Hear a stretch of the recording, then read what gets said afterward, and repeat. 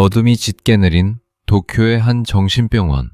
창살 너머로 희미한 달빛이 스며들고 한 여인이 조용히 창가에 앉아 있습니다. 그녀의 눈은 먼 곳을 바라보고 있었죠. 아주 먼 곳.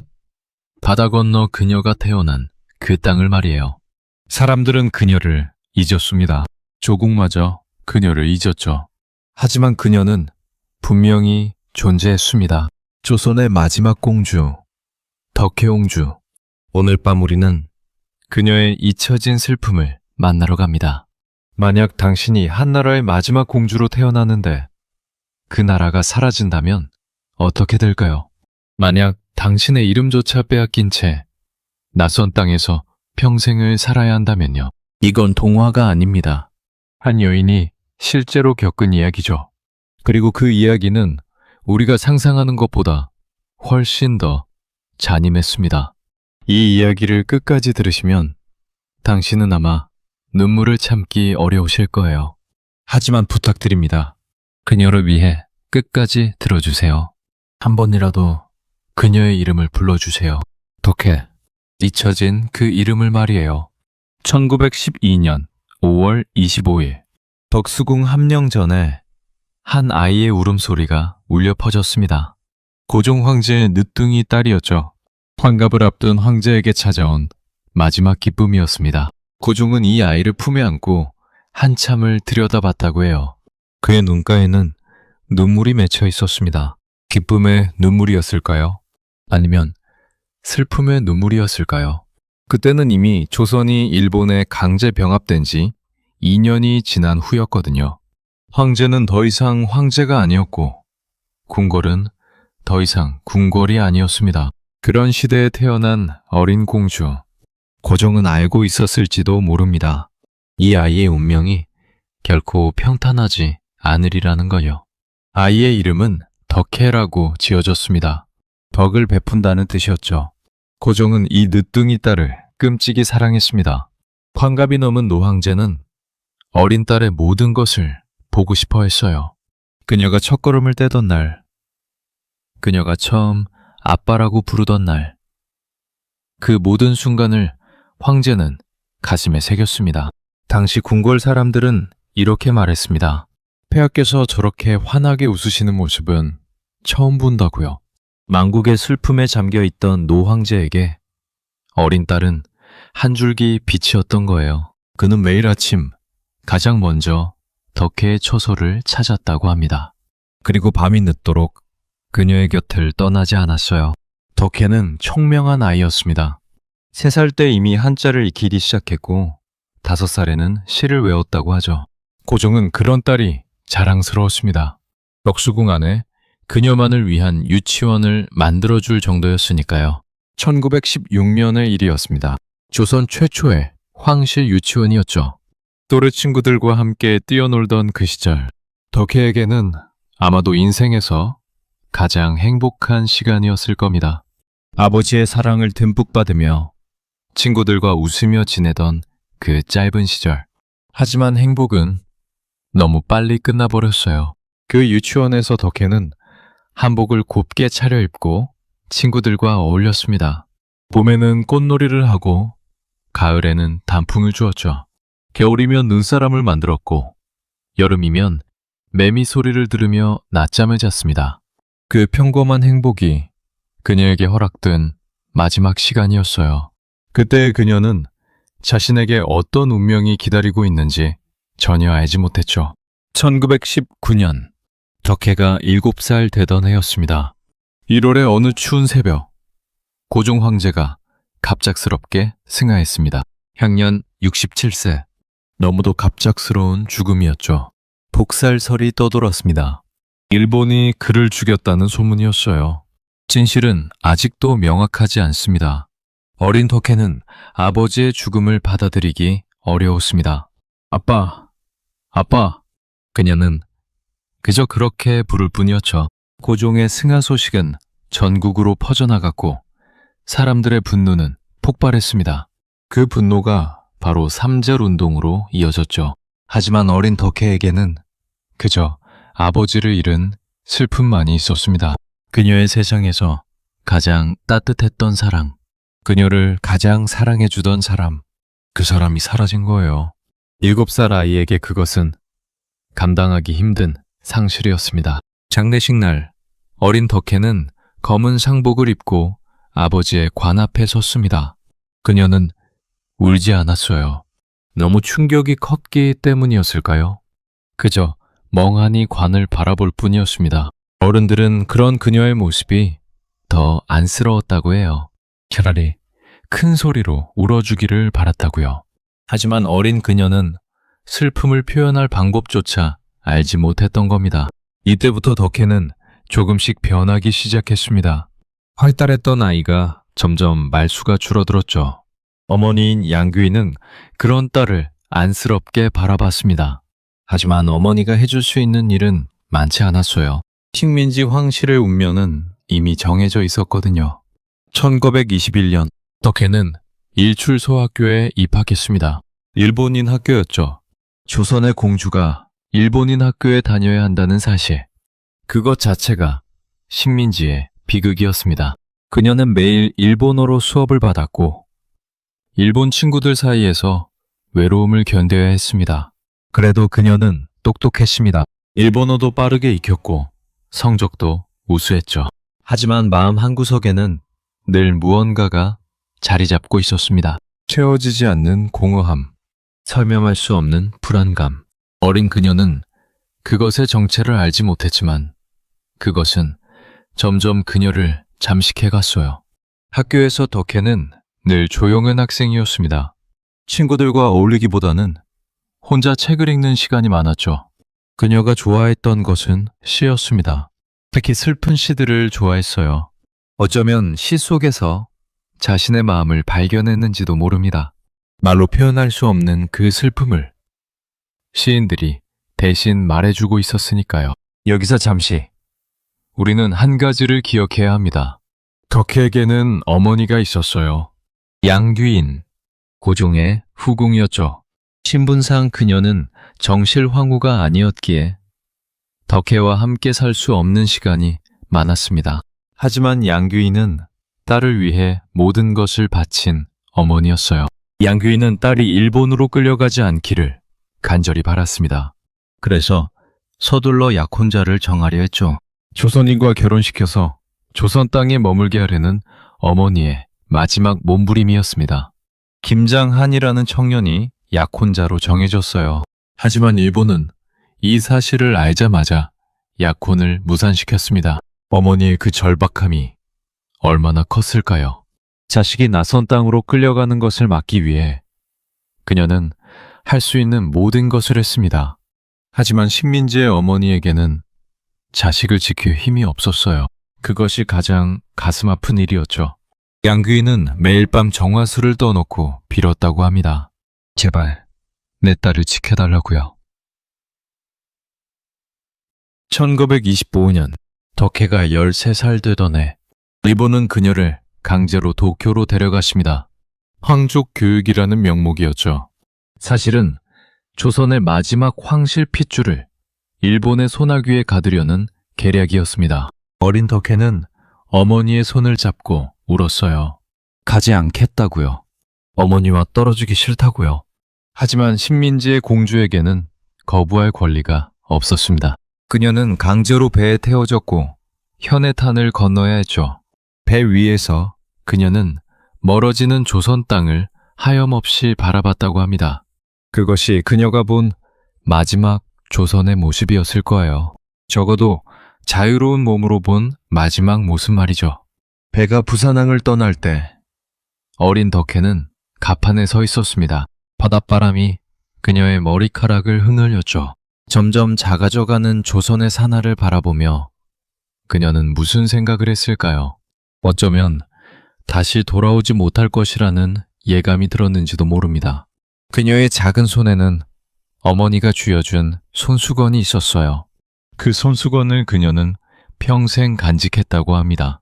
도쿄의 가쿠슈인 여학교, 일본 황족과 귀족의 자녀들이 다니는 학교였습니다. 덕혜는 이곳에서 철저히 이방인이었어요. 일본 학생들은 그녀를 차갑게 대했습니다. 식민지에서 온 공주. 그들에게 그녀는 그저 정복당한 나라의 잔재였을 뿐이죠. 낯선 도시, 낯선 언어, 낯선 사람들. 어린 덕혜는 매일 밤 베개에 얼굴을 묻고 울었다고 합니다. 어머니가 보고 싶었어요. 조선의 풍경이 그리웠죠. 덕수궁의 그 꽃대, 그 새소리, 그 바람, 모든 것이 그리웠습니다. 하지만 그녀는 돌아갈 수 없었어요. 이 시기 덕혜에게 한 가지 이상한 습관이 생겼습니다. 그녀는 늘 보온병을 들고 다녔어요. 그 안에는 직접 끓인 물만 들어 있었습니다. 누군가가 자신을 독살할까봐 두려웠던 거죠. 아버지처럼요. 13살 소녀의 마음에 자리 잡은 그 공포가 얼마나 컸을지 우리는 상상하기 어렵습니다. 그 보온병을 들고 다니는 어린 공주의 모습을 한번 상상해 보세요. 학교 식당에서 친구들이 모두 음식을 먹을 때 그녀만은 가져온 물을 마셨습니다. 누군가 음식을 권해도 고개를 저었죠. 친구들은 그런 그녀를 이상하게 여겼습니다. 하지만 그녀에게는 살아남기 위한 절박한 행동이었어요. 아버지처럼 죽고 싶지 않았던 겁니다. 이게 핵심인데요. 덕혜의 정신은 이때부터 조금씩 무너지기 시작했습니다. 1929년 또 하나의 비극이 그녀를 찾아왔어요. 어머니 양귀인이 샤샹을 떠난 거예요. 유방암이었습니다. 일본은 어머니의 임종조차 지키지 못하게 했어요. 덕혜가 도쿄에서 어머니의 부고를 받았을 때 그녀는 무너졌습니다. 며칠을 식음을 전폐하고 울었다고 해요. 그뿐만이 아니었습니다. 어머니의 장례식에서 그녀는 한 번 더 상처를 받았어요. 양귀인이 정실이 아닌 후궁이었기에 덕혜는 어머니의 상복조차 제대로 입을 수 없었습니다. 황실의 법도라는 이름으로 말이죠. 어머니를 어머니라 부르지 못하는 슬픔. 그것은 또 다른 칼이 되어 그녀의 마음을 찔렀습니다. 생각해보세요. 자신을 낳아주고 자신을 위해 모든 것을 바친 어머니. 그 어머니가 돌아가셨는데 어머니라고 부르지도 못하는 그 마음을요. 상복조차 격에 맞지 않는다며 입혀주지 않는 그 잔인한 법도를 말입니다. 어린 덕혜는 그날 또 한 번 죽었던 거예요. 그녀의 영혼의 일부분이 어머니와 함께 떠나버렸습니다. 이때부터 덕혜의 행동에 이상한 변화가 나타나기 시작했습니다. 멍하니 한 곳을 바라보는 시간이 늘어났어요. 누군가 말을 걸어도 반응이 없을 때가 많아졌죠. 잠을 자다가도 갑자기 비명을 지르며 깨어났습니다. 무언가에 쫓기는 듯한 표정으로요. 학교 친구들은 그녀를 더욱 멀리하기 시작했어요. 이상한 아이, 미친 공주. 그런 수군거림이 그녀의 등 뒤에서 들려왔습니다.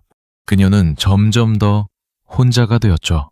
혼자 밥을 먹고 혼자 산책하고 혼자 울었어요.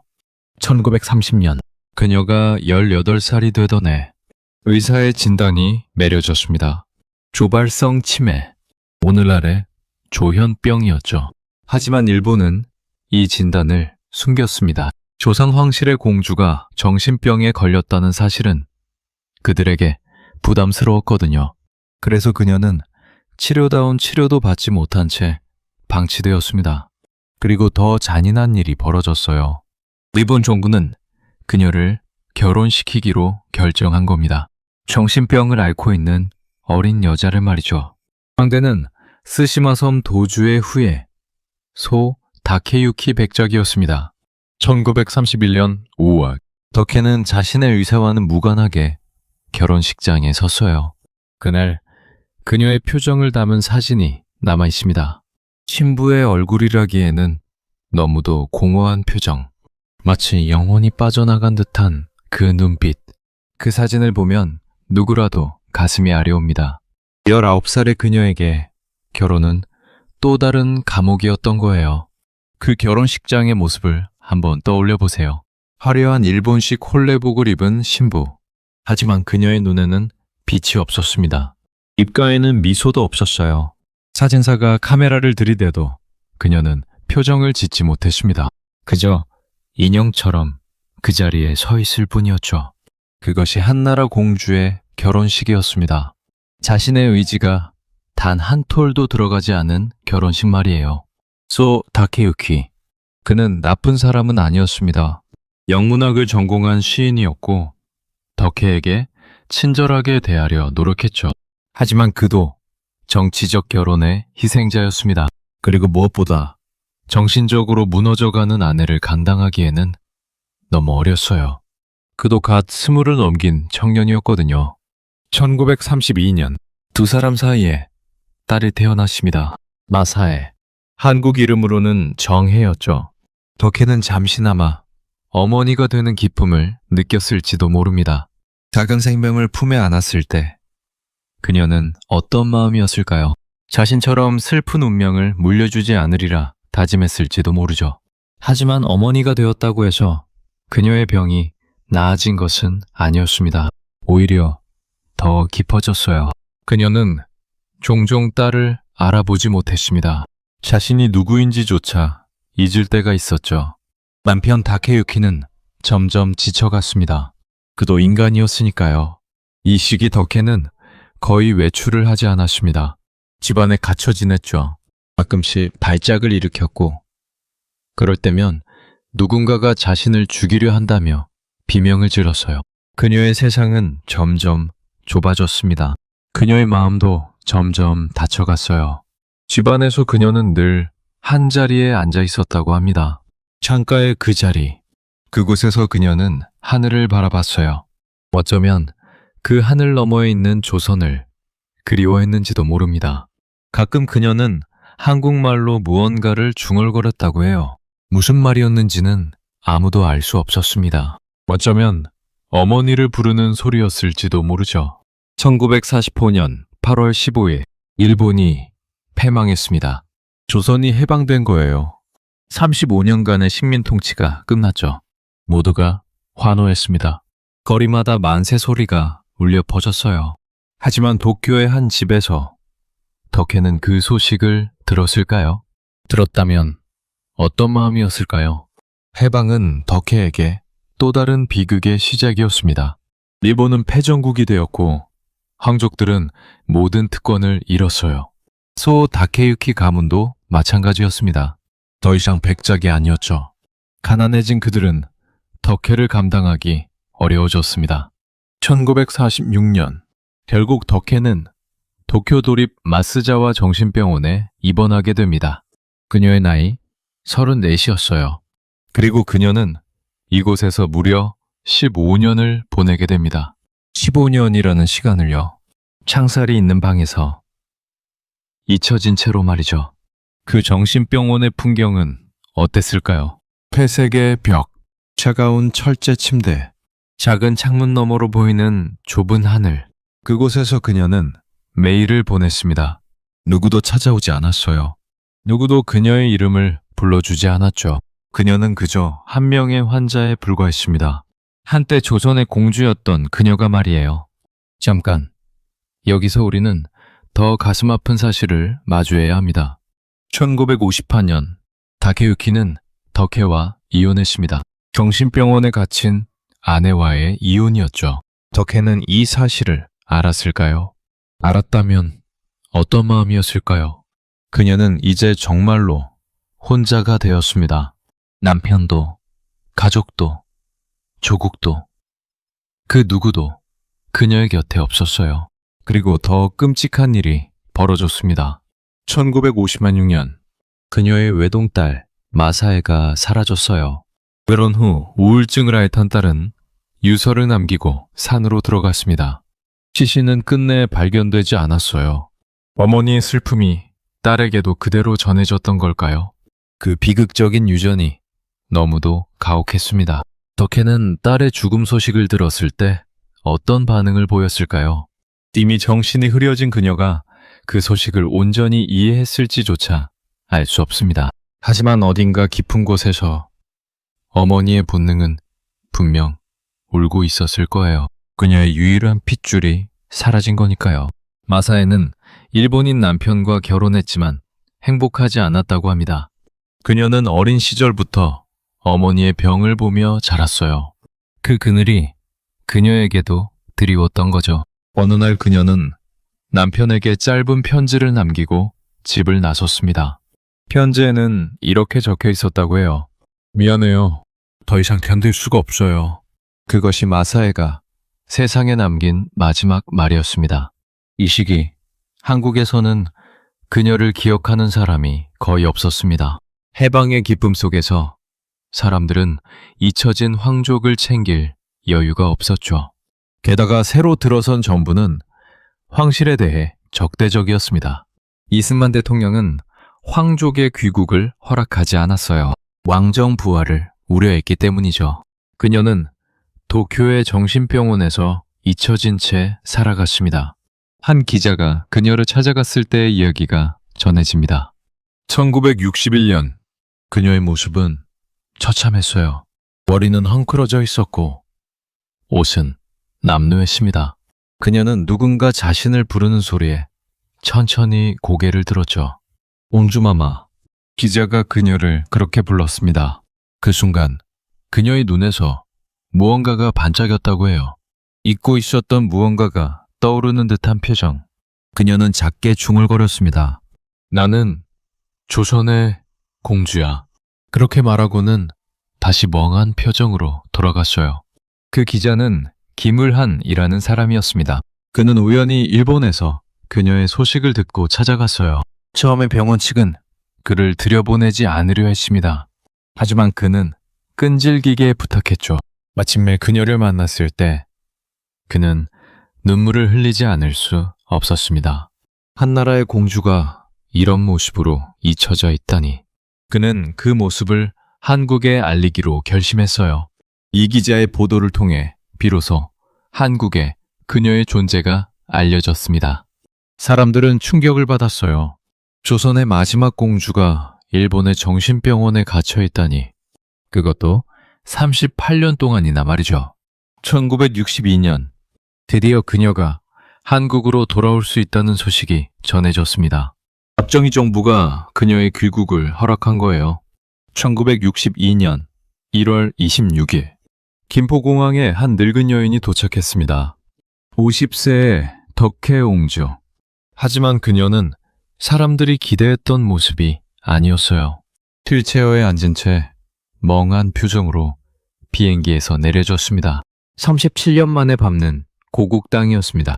1925년에 떠나서 1962년에 돌아온 거예요. 그녀가 떠났을 때는 13살의 소녀였고 돌아왔을 때는 정신을 잃어버린 50세의 노인이 되어 있었죠. 그 사이에 잃어버린 시간은 누가 보상해 줄 수 있을까요? 공항에 마중나온 사람들이 있었습니다. 그녀의 옛 시녀들, 학창시절 친구들. 그들은 늙은 옹주의 모습에 눈물을 흘렸어요. 한 시녀가 그녀에게 다가가 말했습니다. 옹주마마, 저예요. 기억하시겠어요? 덕혜는 한참을 그녀를 바라봤습니다. 그러더니 천천히 고개를 끄덕였어요. 그 순간 덕혜의 눈에서 눈물이 한 줄기 흘러내렸다고 합니다. 무언가를 기억해낸 걸까요? 아니면 그저 눈물이 났던 걸까요? 우리는 알 수 없습니다. 하지만 그 눈물 한 방울에 그녀의 잃어버린 37년이 모두 담겨 있었을 거예요. 그날 공항에서 그녀를 본 사람들의 증언이 남아 있습니다. 한 시녀는 이렇게 회상했어요. 공주마마는 마치 어린아이처럼 우리를 바라보셨습니다. 우리가 누군지 정확히 알아보시지는 못했지만 무언가 따뜻한 것을 느끼시는 것 같았어요. 그 모습이 너무 가여워서 우리 모두가 울었습니다. 그녀의 손은 너무도 차가웠다고 해요. 마치 오랜 세월을 얼음 속에서 보낸 것처럼요. 귀국 후 그녀는 서울대병원에 입원했습니다. 치료를 받기 시작했죠. 하지만 너무 늦은 치료였어요. 이미 너무 오랜 시간을 잃어버렸으니까요. 그녀의 병은 회복되기 어려웠습니다. 다만 가끔씩 정신이 맑아지는 순간이 있었다고 해요. 그 맑은 순간에 그녀는 무엇을 기억했을까요? 어쩌면 어린 시절의 덕수궁을 떠올렸을지도 모릅니다. 아버지 고종의 따뜻한 손길을, 어머니 양귀인의 자장가를, 또래 친구들과 뛰어놀던 그 유치원의 풍경을 말이죠. 그 짧은 행복의 순간들이 그녀를 위로해 주었을까요? 병원에서 그녀를 돌보던 한 간호사의 이야기가 전해집니다. 어느 날 새벽, 그녀가 갑자기 한국말로 무언가를 부르기 시작했어요. 어머니, 어머니. 그렇게 부르며 울었다고 합니다. 간호사가 다가가 손을 잡아주자 그녀는 그 손에 얼굴을 묻고 한참을 흐느꼈어요. 마치 오랫동안 참아왔던 눈물을 그제야 쏟아내듯이 말이죠. 1968년 그녀는 창덕궁 낙선제로 거처를 옮겼습니다. 옛 황실의 마지막 사람들이 모여 사는 곳이었죠. 영친왕의 부인 이방자 여사도 그곳에 있었습니다. 두 여인은 함께 황실의 마지막 시간을 견뎠어요. 한 명은 강제로 일본인과 결혼해야 했고 다른 한 명은 조선의 황태자와 결혼한 일본인이었죠. 운명의 아이러니였습니다. 낙선제에서의 덕혜는 비교적 평온했다고 합니다. 가끔씩 한복을 입고 정원을 산책했어요. 누군가 그녀에게 옹주마마라고 부르면 희미하게 웃기도 했죠. 어쩌면 그곳에서 그녀는 비로소 자신이 누구인지를 조금씩 기억해내는지도 모릅니다. 이방자 여사는 덕혜를 친언니처럼 보살폈다고 합니다. 비록 일본인이었지만 그녀는 조선 황실의 며느리로서 마지막까지 그 자리를 지켰어요. 두 여인이 정원을 함께 거니는 모습은 마치 한 폭의 그림 같았다고 합니다. 하나는 조선의 마지막 공주, 또 하나는 조선의 마지막 황태자비. 그들의 그림자가 낙선제의 돌담 위에 길게 드리웠죠. 말년의 덕혜에 관한 한 가지 일화가 전해집니다. 그녀가 갑자기 종이와 펜을 달라고 했어요. 그리고 한참을 쓰고 또 썼다고 해요. 무엇을 썼을까요? 그 종이에는 이런 글이 적혀 있었습니다. 나는 낙선제에서 오래 살고 싶어요. 전하, 비전하, 보고 싶어요. 대한민국, 우리나라. 이 짧은 글에 그녀의 모든 마음이 담겨 있었습니다. 정신이 흐려진 와중에도 그녀는 자신의 나라를 잊지 않았던 거예요. 대한민국, 우리나라. 그녀가 평생 그리워했던 그 이름. 그녀의 마음 깊은 곳에서 단 한 번도 사라지지 않았던 그 이름이었습니다. 이 글을 보고 사람들은 모두 눈물을 흘렸다고 해요. 정신을 잃은 줄 알았던 그녀가 사실은 모든 것을 기억하고 있었던 겁니다. 다만 표현할 수 없었을 뿐이었죠. 그녀의 영혼은 늘 조선을, 대한민국을 그리워하고 있었던 거예요. 그 종이는 지금도 보관되어 있습니다. 떨리는 손으로 꾹꾹 눌러 쓴 그 글씨, 한 글자 한 글자가 그녀의 한이고 그녀의 사랑이었습니다. 대한민국, 우리나라 라는 그 마지막 문장은 그녀가 평생을 외치고 싶었던 단 하나의 말이었는지도 모릅니다. 그러나 그 말을 할 자유조차 그녀에게는 오랫동안 허락되지 않았죠. 1989년 4월 21일 덕혜 왕주는 낙선제에서 조용히 눈을 감았습니다. 향년 76세였어요. 7살의 아버지를 잃고 17살의 어머니를 잃고 44세 딸을 잃은 여인. 평생을 슬픔 속에서 살았던 여인. 그녀가 마침내 영원한 안식에 들어간 거예요. 그녀의 장례식은 황실의 예법에 따라 치러졌습니다. 마지막 가는 길만큼은 공주의 예우를 받은 거죠. 그녀의 시신은 경기도 남양주 홍유릉 부근에 안장되었습니다. 아버지 고종의 곁이었어요. 64년 만에 부녀 상봉이었죠. 흙 속에서나마 그녀는 비로소 아버지 곁으로 돌아간 겁니다. 어린 시절 그토록 사랑받았던 그 자리로 말이에요. 아빠, 저 왔어요. 그녀의 영혼이 그렇게 속삭였을지도 모릅니다.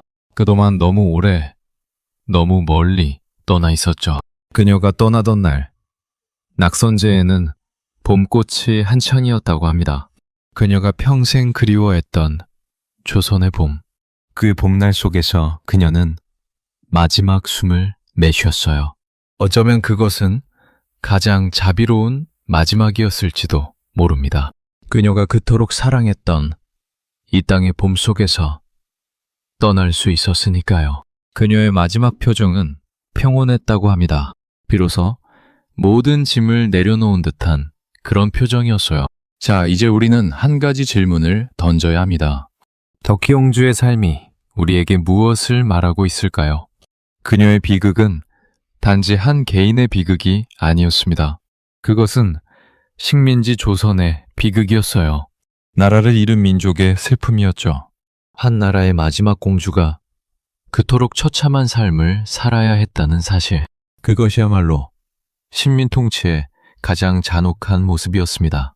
일본은 그녀를 정치적 도구로 이용했습니다. 강제 유학, 강제 결혼, 그리고 방치. 그들은 그녀의 인생을 마음대로 주물렀어요. 한 인간의 존엄성 따위는 안중에도 없었던 겁니다. 그녀의 정신이 무너진 것은 결코 우연이 아니었어요. 그것은 식민 통치가 만들어낸 필연적인 결과였습니다. 하지만 덕혜옹주의 이야기에서 우리가 봐야 할 것은 비극만이 아닙니다.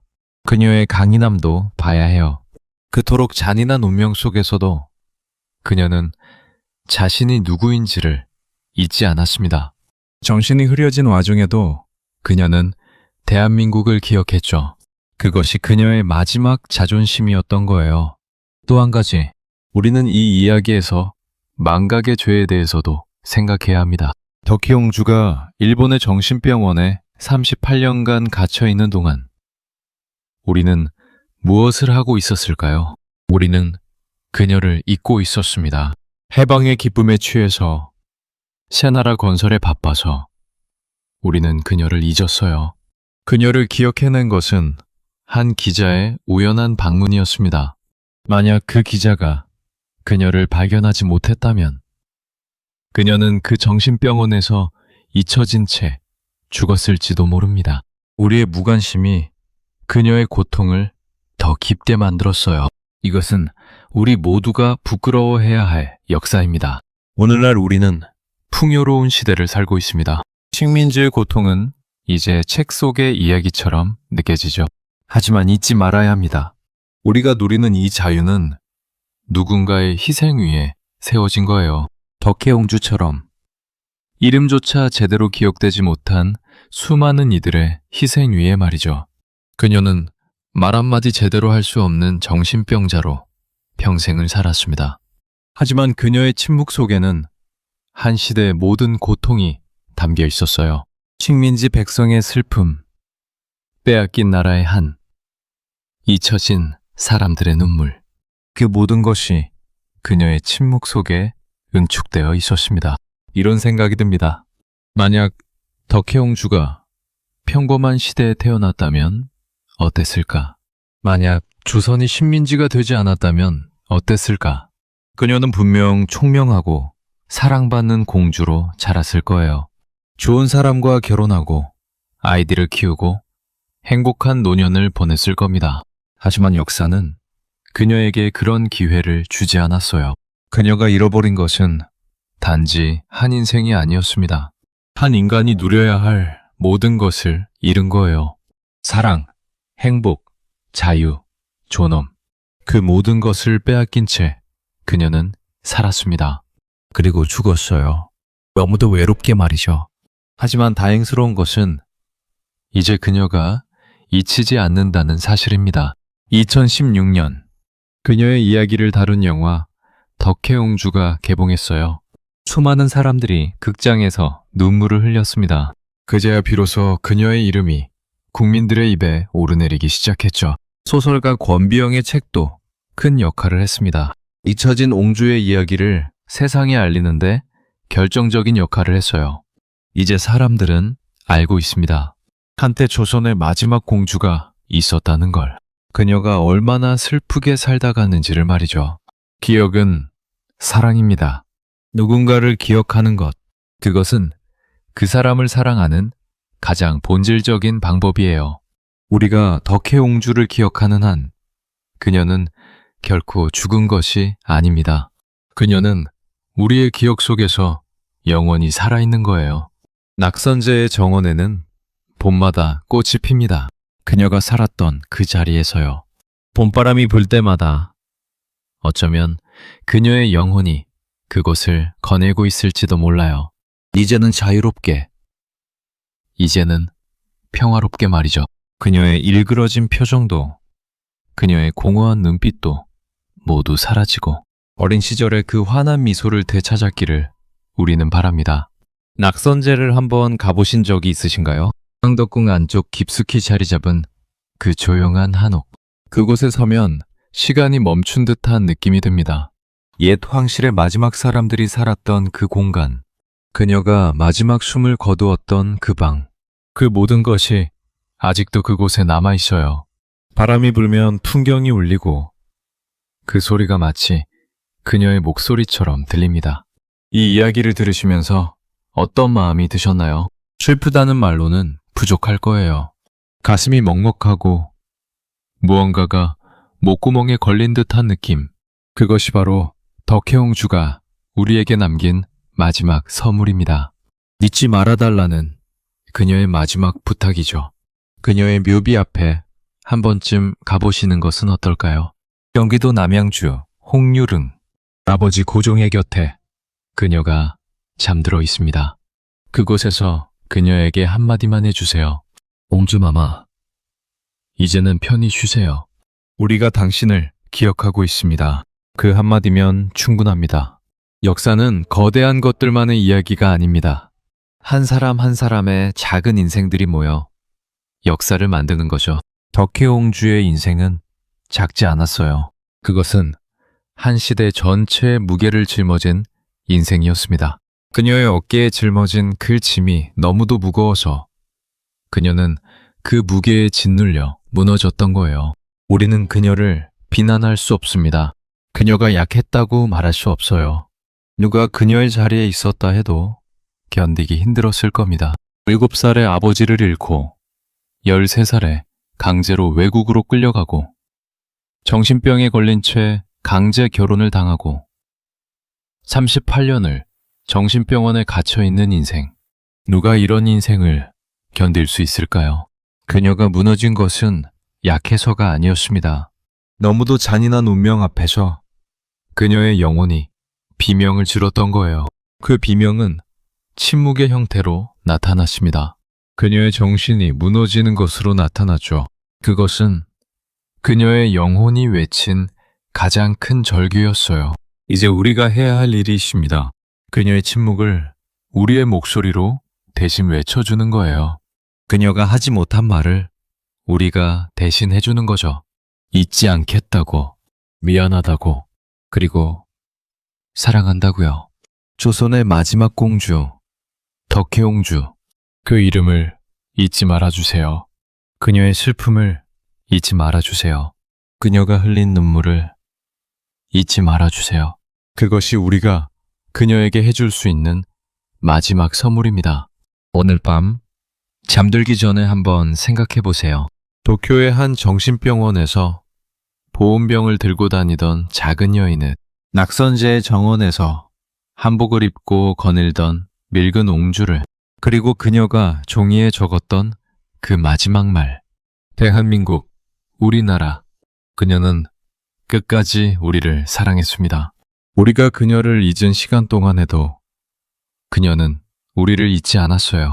그녀의 마음 깊은 곳에 매일 자리하고 있었던 그 이름, 대한민국.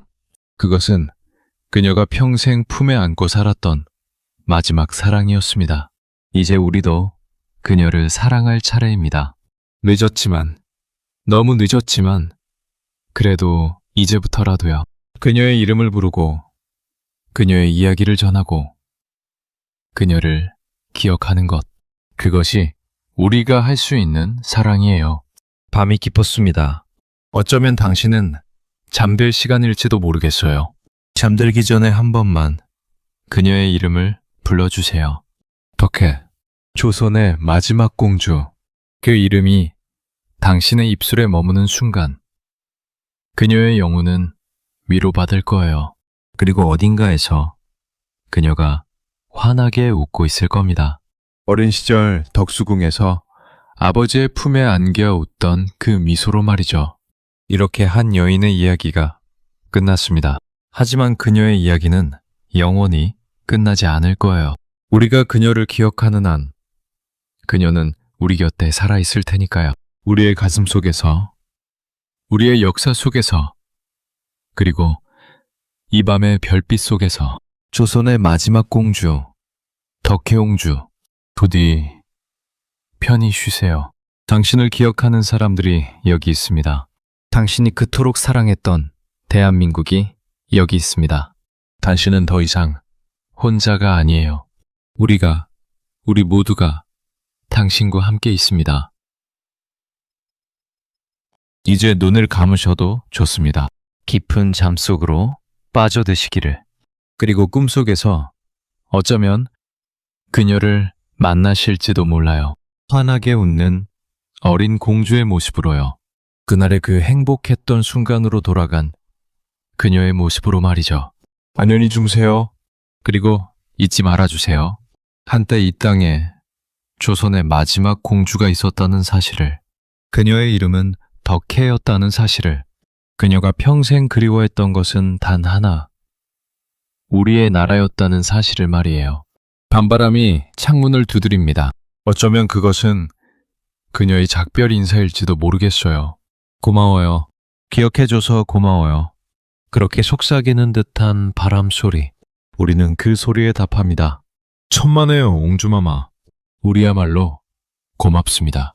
당신의 이야기로 우리에게 많은 것을 가르쳐 주셔서요. 별이 빛나는 밤하늘 어딘가에 그녀의 영혼이 자유롭게 날아다니고 있을 거예요. 더 이상 갇혀있지 않은 채, 더 이상 슬프지 않은 채로요. 어머니 양귀인의 품에 안겨 아버지 고종의 손을 잡고 딸 마사애와 함께 영원한 평화 속에서 쉬고 있을 겁니다.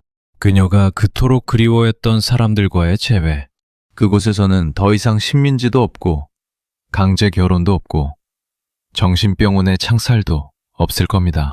그저 따뜻한 사랑만이 있겠죠.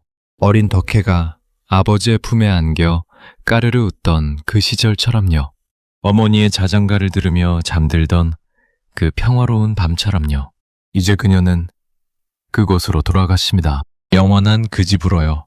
이것이 조선의 마지막 공주, 덕혜옹주의 이야기였습니다. 그녀의 슬픔이 당신의 가슴에도 깊이 새겨졌기를 바랍니다. 그리고 부디 그녀를 잊지 말아주세요. 그녀를 사랑해주세요. 그것이 그녀가 우리에게 부탁하는 마지막 한 가지입니다. 깊은 밤이 흐르고 있습니다. 이제 당신도 편안한 잠에 드시기를 바랍니다. 그녀가 마침내 평화를 찾았듯이 당신에게도 오늘 밤 평화로운 잠이 함께하기를. 그리고 내일 아침 당신이 눈을 떴을 때 이 이야기가 당신의 마음 어딘가에 따뜻하게 자리 잡고 있기를 바랍니다. 조선의 마지막 공주, 덕혜옹주. 그녀의 이름을 마지막으로 한 번 더 불러봅니다. 덕혜옹주. 부디 영원한 안식 속에서 행복하시게. 우리가 당신을 기억합니다. 언제까지나 영원히 우리가 당신을 기억하겠습니다.